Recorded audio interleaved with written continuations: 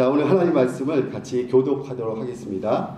잠언서 23장 22절부터 25절까지 그리고 에베소서 6장 1절부터 3절까지 말씀입니다. 너 낳은 아비에게 청종하고 내 늙은 어미를 경히 여기지 말지니라. 시즌의 사에 발지는 말며 지혜와 무게와 능설도 의뢰할지니라. 의인의 아비는 크게 즐거울 것이요 지혜로운 자식을 낳은 자는 그로 말미암아 즐거울 것이니라. 내 부모를 즐겁게 하며 너를 낳은 어미를 기쁘게 하라. 계속해서 자녀들아 주 안에서 너희 부모에게 순종하라. 이것이 옳으니라. 내 아버지와 어머니를 공경하라. 이것은 약속에 있는 첫 계명이니. 같이 읽겠습니다. 이로써 내가 잘되고 땅에서 장수하리라. 아멘. 같이 한번 기도하겠습니다.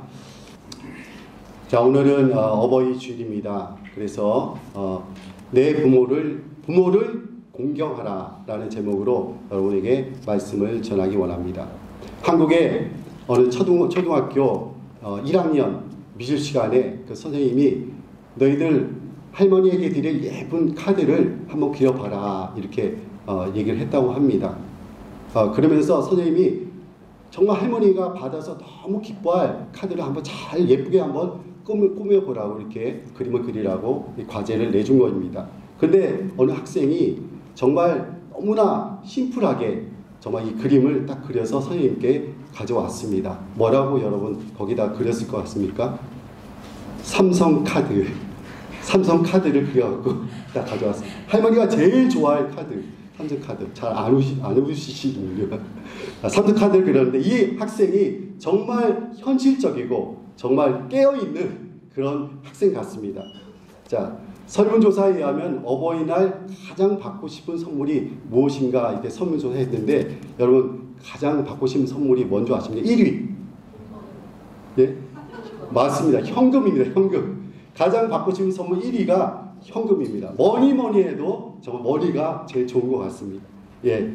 그래서 이 어버이날은 이렇게 부모님과 자식 간에 이 오고 가는 구체적으로 말하면 현금이죠. 현금이 오고 가면서 이렇게 오고 가는 정이 쌓이는 날이 바로 이 어버이날입니다. 예.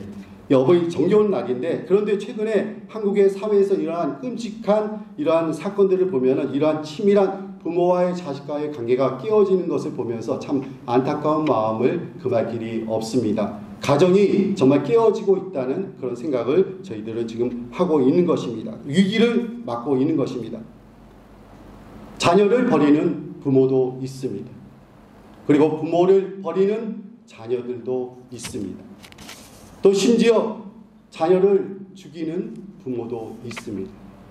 또한 부모를 살해하는 그러한 자녀들도 있는 것입니다. 제가 어제 뉴스를 보니까 어느 엄마가 아기를 가졌는데 낙태약을 먹고 그 아기를 출산했는데 그 한 30주가 된 아이입니다. 근데 그 아이를 침대에 올려놓고 노래방에 간 거예요. 그 노래방에 갔다가 돌아오니까 아기는 죽어 있었습니다. 이 사건은 작년에 일어난 사건인데 이 사건이 어제 이제 재판이 끝난 거죠. 끝났는데 어떤 죄를 이 엄마가 받게 되면 아동학대 살인 혐의로 6년형을 이렇게 받게 되었습니다. 최근에 재산 때문에 부모를 살해하는 기사를 우리는 종종 읽을 수가 있습니다. 가족관계가 깨어진 것입니다. 그러나 성경은 분명하게 우리에게 말씀하고 계십니다. 내 부모를 공경하라. 우리 출애굽기 20장 10절 말씀 우리 한 목소리로 한번 읽기를 원합니다. 시작. 내 부모를 공경하라. 그리하면 내 하나님 여호와가 내게 준 땅에서 내 생명이 길리라. 분명히 우리 하나님 말씀하십니다. 내 부모를 공경하라. 자, 우리 베트남 사람들이 가장 많이 가지고 있는 신앙이 있습니다. 그것이 말하면 뭐냐면 조상 숭배 신앙입니다. 베트남 사람들의 95%가 이 조상 숭배 신앙을 갖고 있으니 민족의 종교라고도 할 수 있겠습니다. 그래서 조상 숭배를 잘하기 때문에 베트남 사람들은 나름대로 효도를 잘하고 있다고 자부하는 그런 마음이 있습니다. 그리고 음력 1일과 15일에 조상들에게 제사를 드립니다. 그리고 부모님이 돌아간 그 기일날 또 제사를 드리고 그 다음에 이런 모든 것을 태우는데 특별히 뭘 태우냐면 종이돈을 태웁니다. 종이돈을 태우는데 진짜 돈이 아니에요. 종이돈을 태우는데 달러도 태우고 베트남 돈도 태우고 여러 가지 국제의 돈도 이렇게 뭐 유로도 태우고 이렇게 태웁니다. 저는 가끔 길을 가다가 깜짝 놀랄 때가 있어요. 이 100불짜리가 바닥에 이렇게 널려져 있는 거예요. 그럼 깜짝 놀랍니다. 보면은 가짜 돈이에요. 그 태울 때 쓰는 그 종이돈이 널려져 있을 때가 있습니다. 그러면서 베트남 사람들은 이렇게 조상 숭배를 잘 하면서 뭐라고 그러냐면 개신교를 향해서 너희 개신교는 참 우리 베트남의 전통 조상 숭배 전통을 잘 지키지 못하니까 너희는 불효하는 종교다. 이렇게 오해를 하면서 이렇게 비판하는 것을 우리가 듣게 됩니다. 하지만은 저희 기독교는 결코 불효하는 종교가 아닙니다. 오늘 성경에 보면은 부모님에 대한 공경을 강조하고 또 가르치고 있는 것을 저희는 보게 됩니다. 그리고 우리가 하나님을 부를 때 어떤 명칭으로 부릅니까? 아브라함과 이삭과 야곱의 하나님이라고 이렇게 우리가 부르는 것을 보게 됩니다. 아브라함과 이삭과 야곱의 하나님, 어떤 하나님입니까? 조상의 하나님이십니다. 그리고 산자의 하나님이라는 뜻입니다. 예수님도 아브라함과 이삭과 야곱의 하나님을 설명하면서 너희가 믿는 하나님은 죽은 자의 하나님이 아니라 살아있는 자의 하나님이니라 이렇게 말씀하셨습니다. 마태복음 22장 32절에 보니까 나는 아브라함의 하나님이요 이삭의 하나님이요 야곱의 하나님이로라 하신 것을 읽어보지 못하였느냐. 하나님은 죽은 자의 하나님이 아니요. 그리고 야곱에게 축복하시면서 창세기 18장 14절에도 내 자손이 땅에 티끌같이 되어 내가 서쪽과 동쪽과 북쪽과 남쪽으로 퍼져 나갈지며 땅의 모든 족속이 너와 내 자손으로 말미암아 복을 받으리라. 자손을 통해서 복을 받고 자손이 번성할 것을 축복하고 있는 것을 보게 됩니다. 하나님께서는 아브라함의 가문을 통해서 축복이 흘러나갈 것을 예언하시고 계십니다. 그 예언대로 아브라함과 다윗의 가문을 통해서 예수님이 이 땅에 태어나신 것을 우리는 보게 됩니다. 때문에 아브라함의 가문과 계보가 중요하고 다윗의 가문과 계보도 정말 중요한 것입니다.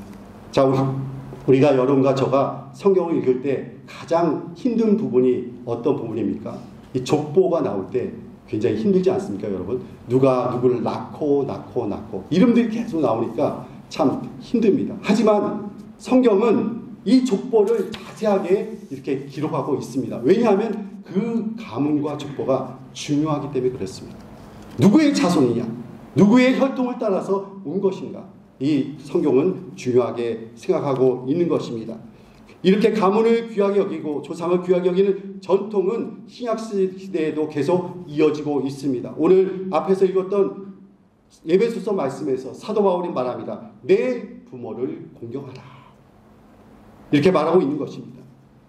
기독교는 불효를 조장하는 종교도 아닙니다. 그리고 조상을 무시하는 종교도 아닙니다. 단 조상 숭배를 금하는 것은 그것이 우상 숭배에 해당하기 때문에 조상 숭배를 금하는 것입니다. 우리가 조상을 존중하고 조상을 존경할 수 있습니다. 그러나 조상은 예배의 대상이 아닌 것입니다. 예배의 대상은 오직 누굽니까? 예배의 대상은 오직 하나님 한 분뿐이신 것입니다. 자, 오늘 본문 말씀을 통해서 오늘은 부모를 공경하는 세 가지 방법에 대해서 여러분과 같이 나누려고 합니다. 세 가지인데, 첫 번째, 부모를 존중하라. 두 번째, 부모의 말을 경청하라. 세 번째, 부모님을 마음을 기쁘게 해드려라. 이 세 가지를 여러분과 같이 나누기를 원합니다. 첫 번째, 부모님을 공경하려면 부모님을 존중하라는 것입니다. 오늘 본문의 말씀을 우리 다시 한번 읽어봅시다. 에베소서 6장 2절 3절 시작. 내 아버지와 어머니를 공경하라. 이것은 약속이 있는 첫 계명이니 이로써 내가 잘되고 땅에서 장수하리라. 내 부모를 공경하라. 내 아버지 어머니를 부모님을 공경하라 이렇게 말씀하고 있습니다. 이 공경하라는 말은 바로 존경하라는 말입니다. 여러분, 우리는 누구를 존경합니까? 권위 있는 사람을 존경합니다. 그래서 우리가 선생님을 존경하고 위인들을 존경하게 되는 것입니다. 그거와 마찬가지로 너희 부모를 존경하라고 우리 하나님이 말씀하신 것입니다. 우리 부모님이 능력이 있고 뛰어나서 존경하라는 것이 아닙니다. 우리를 낳으시고 기르셨기 때문에 존경하라는 것입니다. 그겁니다. 우리 부모님을 존경해야 되고 우리 부모님은 존경의 대상인 것입니다. 그리고 부모님을 존중할 때 우리는 부모님에게 순종할 수 있게 되는 것입니다. 성경은 부모님을 존중하고 부모님을 공경하는 자들 복을 받게 되리라 성경은 분명하게 기록하고 있습니다. 세 가지 복을 말씀하셨는데, 첫 번째, 장수의 복을 받게 될 것이다. 두 번째, 형통의 복을 받게 될 것이다. 세 번째, 물질적인 축복을 받게 될 것이라고 주님이 약속해 주셨습니다. 첫 번째는 부모님을 공경하면 장수의 축복을 받을 것이라고 약속해 주셨습니다. 오늘 읽은 말씀에서도 이로써 내가 잘되고 땅에서 장수하리라. 그리고 출애굽기 20장 12절에도 내 부모를 공경하라. 그리하면 내 하나님 여호와가 내게 준 땅에서 내 생명이 길리라. 여러분, 오래 살고 싶으세요? 아멘. 부모님을 공경하시기 바랍니다. 그러면 장수할 수 있습니다. 자, 여기 10계명 가운데 5계명부터 10계명은 사랑과 사랑과의 관계 속에서 하나님이 명령하시는 계명입니다. 그런데 이 5계명만 빼고는 나머지 5개 계명은 다 부정문으로 되어 있습니다. 뭐라고 되어 있죠? 하지 말라, 하지 말라, 하지 말라. 오로지 이 5계명만 하라로 긍정문으로 되어 있습니다. 또한 이 5계명만 그 안에 그 다음에 또 결과에 대한 부분이 있어요. 공경하면은 너가 땅에서 장수하게 될 것이다. 이 축복의 말씀이 5계명에만 있는 것을 우리가 보게 됩니다. 정말 다시 한번 여러분에게 말씀드립니다. 정말 행복하게 살고 싶고 장수하고 싶으십니까? 여러분, 부모님에게 공경하시기 바랍니다. 그리고 부모님에 순종하면 오래 살 수 있습니다. 할렐루야. 자, 두 번째 축복은 형통의 축복입니다. 오늘 말씀, 에베소서 읽은 말씀에 이로써 뭐라고 되어 있습니까? 내가 잘되고 부모님을 공경하면 일이 잘 풀리게 되는 축복을 받게 됩니다. 형통의 축복을 받게 되는 것입니다. 아브라함이 이삭을 데리고 이제 모리아 산으로 갔습니다. 제물로 이삭을 드리려고 갔는데 이 이삭은 그 모리아 산에 갈 때 아버지의 아브라함의 말에 순종했던 것을 우리는 보게 됩니다. 아버지 아브라함을 공경했더니 이삭은 나중에 축복을 받았습니다. 어떤 복을 받았죠? 좋은 아내를 만나는 축복을 받은 거예요. 이거 여러분 잘 모르셨죠? 얼굴이 좀 떨떠름한 얼굴 같은데, 부모님을 잘 공경하고 부모님을 잘 순종하면 일이 잘 되는 축복을 받으리라 믿습니다. 여기 아직 남자친구를 못 만났던가 여자친구를 못 만났던 분은 오늘부터 기도하시고 여러분 부모님께 잘 순종하십시오. 하나님께서 여러분의 짝을 순적하게 만나게 하시라 믿습니다. 아멘을 크게 하셔야 돼요, 우리 자매님들. 아멘. 예, 하나님께서 이삭의 아내를 순적하게 만나게 하셨습니다. 그리고 부모님을 공경하고 잘 섬길 때 물질의 축복도 받게 되는 것입니다. 부모님을 잘 공경하면 물질적인 축복을 받게 됩니다. 이삭은 아버지를 잘 공경하여서 물질적인 축복을 받게 되었습니다. 오늘 창세기 26장 12절 14절에 보니까 이삭이 그 땅에서 농사하여 그 해에 100배나 얻었고 여호와께서 복을 주심으로 그 사람이 창대하고 왕성하여 마침내 거부가 되어. 여러분 정말 부자 되고 싶으십니까? 아멘. 거부가 되고 싶으십니까? 아멘. 부모님을 잘 공경하시기 바랍니다. 이삭처럼 물질의 거부의 축복을 받게 되리라 믿습니다. 예, 하나님께서 부모님을 잘 공경하고 순종하는 사람에게 이렇게 물질적인 축복을 주시는 것입니다. 여러분이 이 땅에서 잘되고 형통하며 복을 받기 원하십니까? 부모님을 잘 공경하시기 바랍니다. 자, 두 번째로 부모를 잘 공경하려면 부모님의 말에 순종을 해야 됩니다. 부모님의 말에 경청하라고 성경은 말하고 있습니다. 오늘 읽었던 잠언서 23장 22절 말씀을 같이 한번 읽어봅시다. 시작. 너 낳은 아비에게 청종하고 내 늙은 어미를 경히 여기지 말지니라. 부모님의 말에 잘 귀를 기울이고 경청하라고 지금 말하고 있습니다. 어릴 때는 부모님의 말을 잘 듣고 따릅니다. 그리고 그렇지만은 나이가 들고 머리가 커지면은 부모님의 말에 귀를 기울이지 않습니다. 그리고 부모님의 말을 따르지 않습니다. 그리고 부모님을 무시하는 경향이 있습니다. 부모님들이 나이가 들고 기운이 쇠약해지면 자연히 자식들을 의지하게 되죠. 그러면 자식들은 생각하면 이때다. 과거에 내가 받았던 모든 것을 복수하리라 생각하는 경향이 있습니다. 그렇게 하지 말라는 것입니다. 어릴 때에는 부모님께 경제적으로 의존되어 있으니까 찍소리를 하지 못하고 있다가 사회생활하고 경제적으로 독립하게 되면 부모님의 말을 따르지 않는 것입니다. 그리고 부모님의 생각이 너무나 낡고 고리타분하다고 여겨서 무시하는 경향이 있습니다. 오늘 성경 본문에 분명하게 정확하게 말하고 있습니다. 내 늙은 어미를 경히 여기지 말라. 늙은 어미를. 왜 늙은이란 말을 강조했을까요? 나이가 들고 우리 어머니 부모님 세대는 점점 나이가 들고 쇠약해진다는 것을 말하고 있습니다. 그럴 때라도 경히 여기지 말라고 말하는 것입니다. 나이가 들면 부모님들이 기억력도 약해지고 판단력도 흐려집니다. 그리고 부모님의 말이 시대에 맞지 않을 수 있고 뒤처진 생각일 수도 있습니다. 그럼에도 불구하고 듣는 신용이라도 내라는 것입니다. 부모님의 말에 귀를 기울이는 것이 바로 부모님을 공경하는 길입니다. 제 얘기를 좀 하려고 합니다. 저는 모태 신앙으로 태어났습니다. 예. 이 모태라는 말은 태어날 때부터 예수를 믿었다는 그런 말인데, 저는 모태 신앙자들 이렇게 보면은 나 못해, 나 그거 못해, 그런 거 많이 봤어요. 모태 신앙. 모태 신앙으로 태어났는데 이 모태 신앙의 단점이 있어요. 이 모태 신앙자들은 불신자들의 이런 삶과 생각을 잘 이해를 못하는 부분이 있습니다. 저는 태어나서 지금까지 한 번도 제사를 드려본 적이 없습니다. 그래서 제사를 드리는 사람들의 심리를 잘 이해를 하지 못합니다.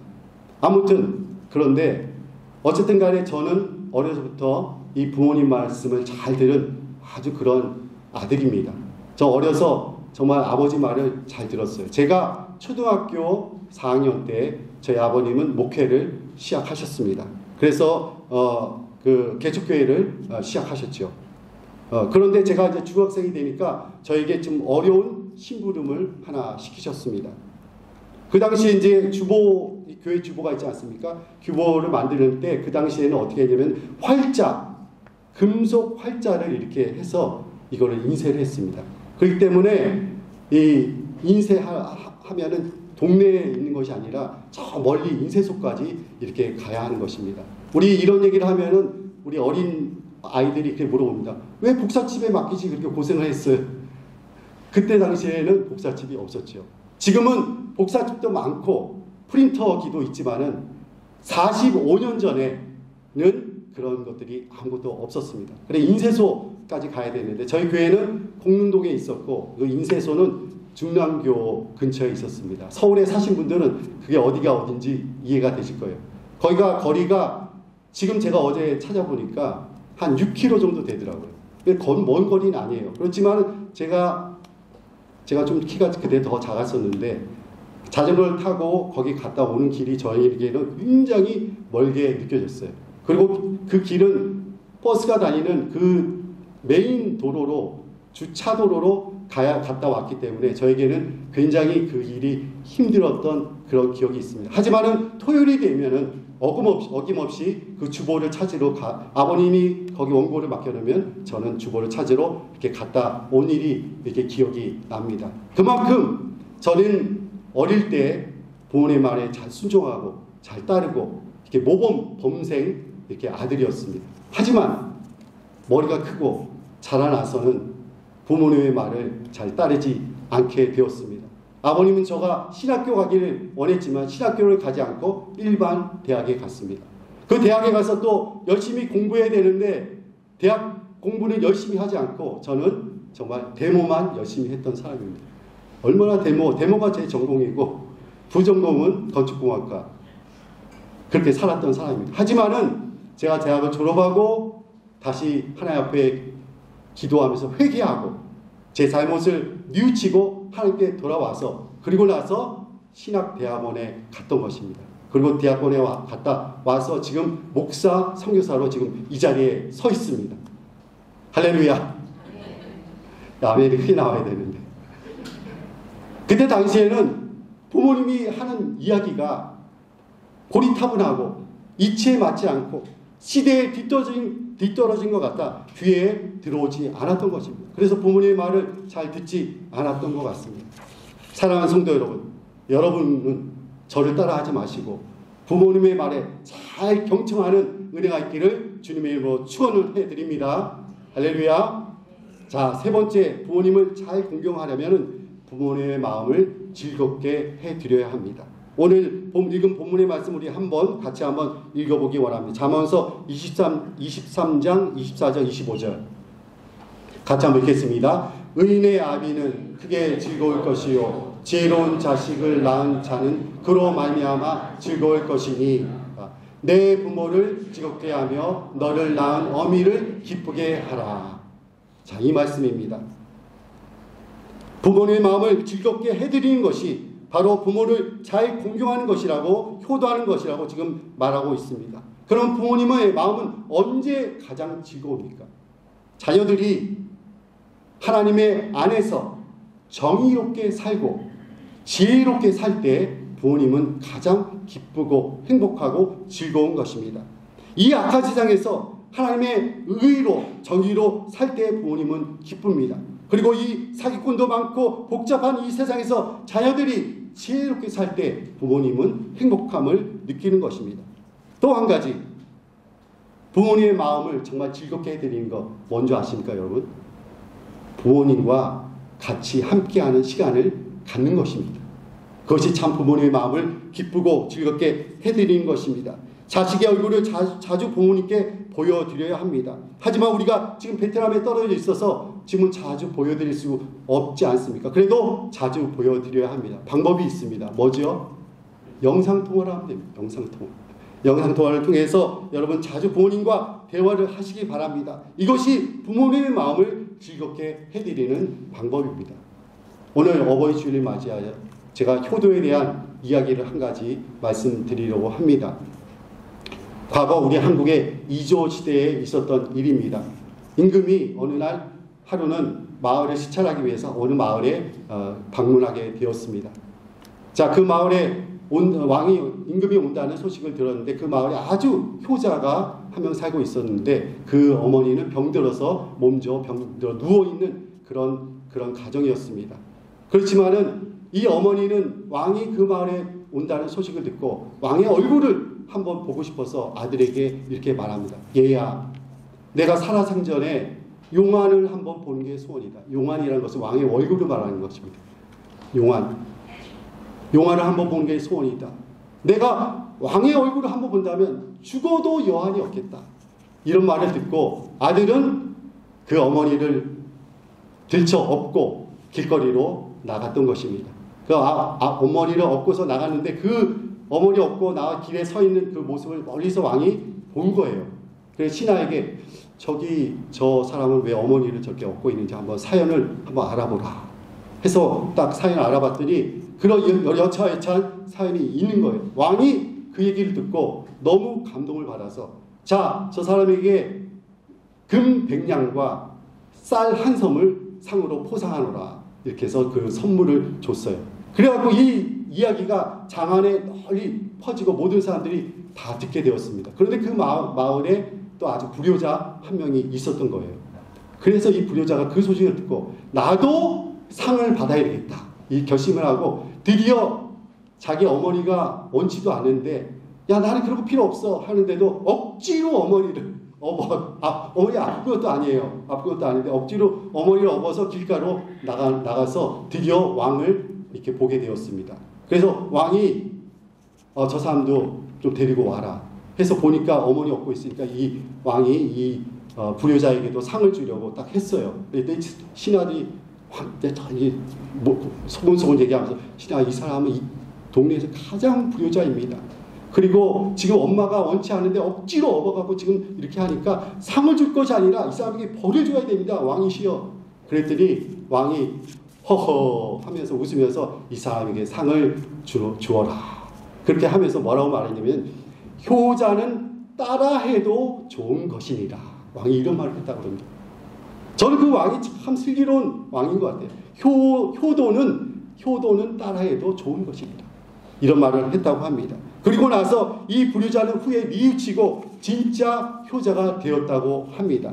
이 이야기를 통해서 좋은 일은 흉내만 내어도 결과적으로 좋은 결과가 생긴다는 것을 우리는 교훈으로 받을 수가 있습니다. 여러분과 우리 중에 타고난 효자가 어디 있겠습니까? 하지만 오늘 말씀처럼 하나님의 말씀처럼 부모님을 존경하고 부모님의 말에 청종하고 부모님을 기쁘게 해드리기 위해서 노력할 때 정말 하나님이 기뻐하시는 효자들이 되리라 믿습니다. 자, 결론을 맺겠습니다. 오늘 본문을 통해 우리는 부모님을 공경하는 세 가지 방법을 배웠습니다. 첫째는 부모님을 존중해야 한다는 것입니다. 우리는 부모님을 공경하는 자들이 받을 복을 생각하면서 부모님을 존경하고 부모님의 말에 순종해야 할 것입니다. 둘째, 부모님의 말에 경청하는 자들이 되기 원합니다. 나이가 들고 기억력이 흐려져서 정말 부족한 부모님이라 할지라도 그 부모님의 말에 기울이는 자들이 다 되시기를 주님으로 축원합니다. 마지막으로 부모님을 공경하기 위해서 부모님의 마음을 기쁘게 해드리는 자들이 되기를 원합니다. 자주 영상으로 통화하고 대화를 나누는 것이 부모님의 마음을 기쁘게 해드리는 것입니다. 또한 이 땅에 살 때 예수님을 잘 믿는 것이 여러분의 부모님을 가장 기쁘게 해드리는 길이라는 것을 여러분 오늘 꼭 기억하시기 바랍니다. 저를 한번 따라서 하시기 바랍니다. 예수 잘 믿자. 예수 잘 믿자. 할렐루야. 우리 말씀을 생각하시면서 우리 찬양 주만 바라볼지라 주 앞에 나가도록 하겠습니다. 지금은 우리 주 예수 그리스도의 은혜와 하나님 아버지의 놀라우신 사랑과 성령님의 감화감동 내주 충만하심이 오늘도 부모님을 공경하기를 원하여 그래서 부모님을 존경하고 경청하고 부모님의 마음을 기쁘게 해드리기로 다짐하며 결심하는 이 자리에 모인 주님의 귀한 백성들의 범사와 가정과 기도를 위해 또 한국과 베트남 땅 가운데 또 이 땅에서 수고하시는 모든 성도님의 사역과 가정과 범사 위에 또 이 땅의 전쟁과 지진과 기근과 아픔으로 고통받는 여러 나라에 고통받는 그 사람들 가운데 지금으로부터 영원까지 함께 계실지어다. 아멘.